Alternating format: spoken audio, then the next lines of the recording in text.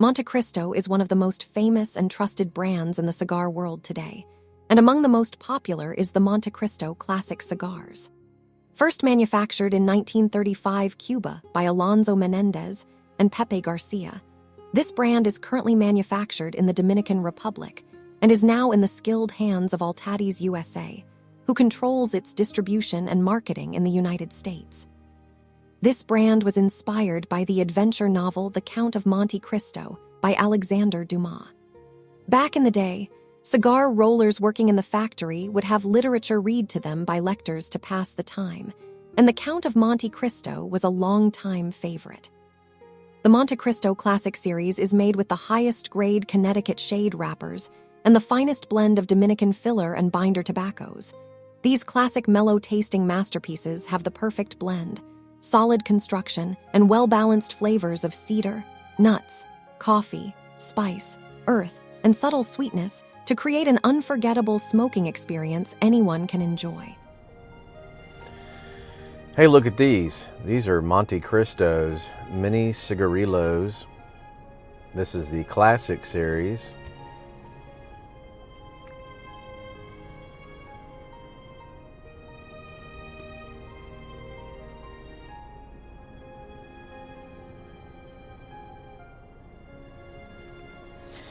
Not to be confused with the memories. The memories are machine rolled. These are hand rolled. Let's go ahead and open these up. What do you say? Oh, yes, of course. You open it up and you've got your little protective plastic layer. Sealed for freshness. Delightful.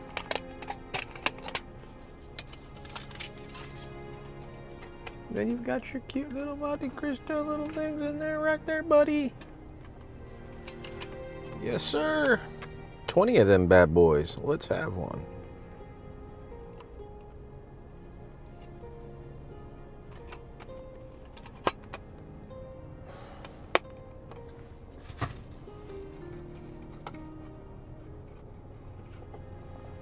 Look at that little guy. Yeah, so I was inspecting my Albert Pena gifted cigars that he sent me, and the Boveda pack that he sent. You know, he put them in a Ziploc bag, and he put a Boveda pack. Very cool. The Boveda pack was bone dry. Bone dry. So I dug a little, I got a little humidor in my closet. It's just one of those little cylinder.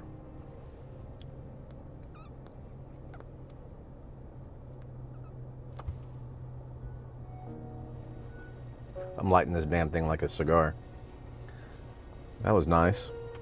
I got one of those cylinder plastic jars with the lid, with the seal, and it's got a clasp, and I cleaned it out and I put his cigars in there. I went to Specs. I bought a 69 RH medium-sized Boveda pack, threw it in there, cleared off a place on a little tower shelf that I'm temporarily using for like music patch cables and different stuff, and put my tray, and I got polishes and some stems and brushes and other things like leather cleaning stuff, and I put it all there. So I got like a whole little shelf now for my cigars and my cleaning stuff.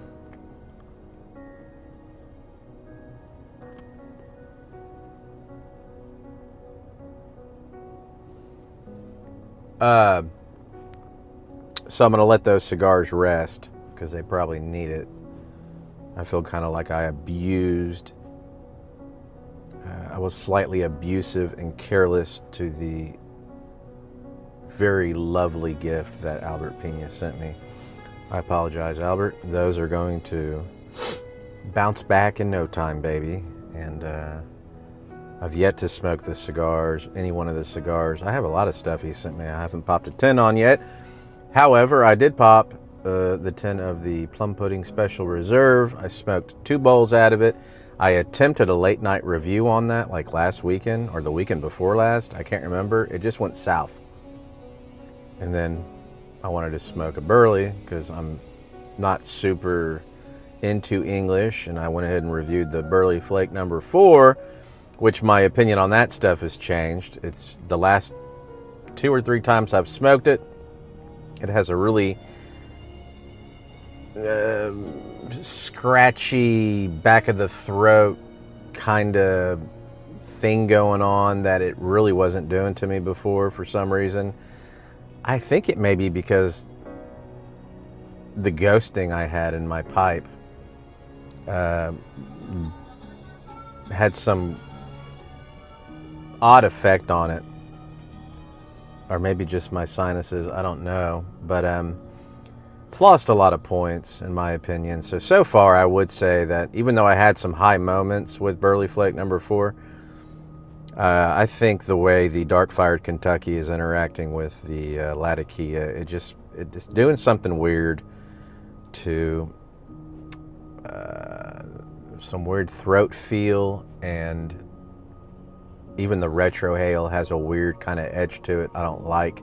It's lost a lot of the smoothness, and I don't know if my palate just at the time really enjoyed it when I first had it, so I told you I liked it. It went from amazing, my favorite out of the series, to my least favorite. And that's what I said, but now it's just kind of staying down.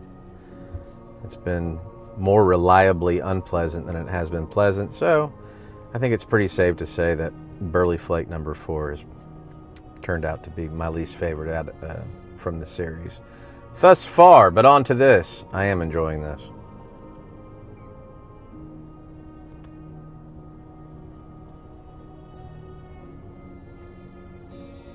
These shouldn't be confused with the Montecristo memories. The memories are machine rolled. These are actually hand rolled. But it's got that same creamy Connecticut shade wrapper. They're good. They're real good. I tell you, I need to hop on Cigar Bid and see if I can load up on these things. This is ideal for me on the way to work.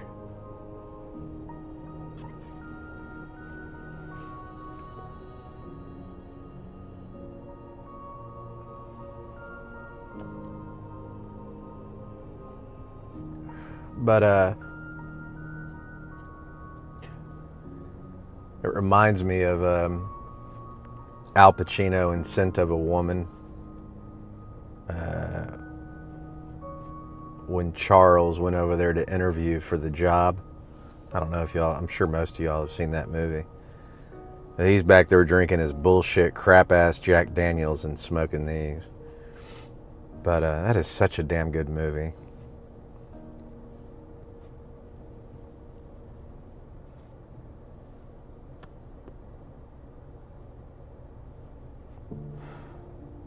How's your skin, son? I like my escorts to be presentable. Some shit like that. Well, I've had some acne, but with my Clinique. The History of My Skin by Charles Sims. You sharpshooting me, punk? That's a great damn movie. I swear they don't make movies good anymore. Like the actions become top-notch in movies, but the fucking story is devoid of anything meaningful. It's just empty. It's just something for your friggin' nervous system to take a roller coaster ride. It's just all about appeasing your dopamine. It's no longer about telling a story, but appeasing your brain chemistry. It's just... Anyways, whatever I'm trying to say, I don't know if I'm sure what I'm trying to say. I just know that you don't find movies like Legends of the Falls or friggin', Scent of a Woman. I could sit here and go on and on. Those movies are not pumped out on a regular basis anymore.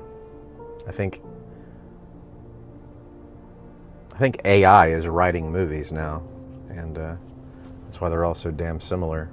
I heard someone say that once, and I thought that was kind of shrewd of them to pick up on.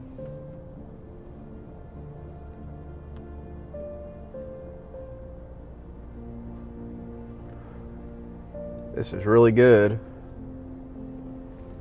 Anywho, that's it. I thought I'd swing in. Like, I wasn't even gonna do a review on anything today, but But I'm so glad I got those cigars resting, getting rehumidified. I pulled out my Burley Flake number 5, and then I just put it back. I'm like, these are so much easier to deal with on the way to work.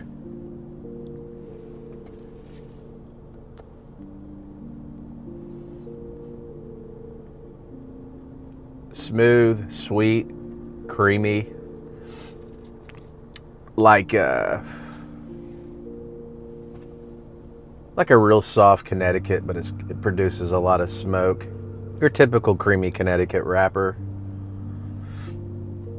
I mean, I'm no pipe tobacco aficionado, never mind cigars. I know even less about cigars. But this is definitely on the light side for cigars.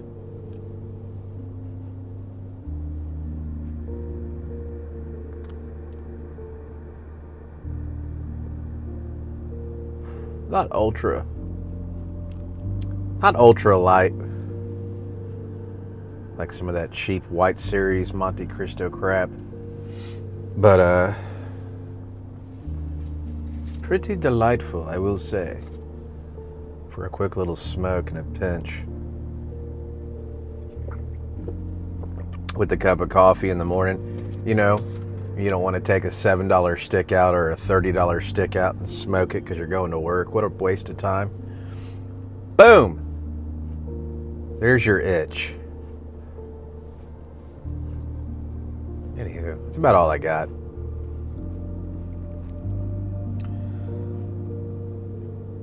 I don't know.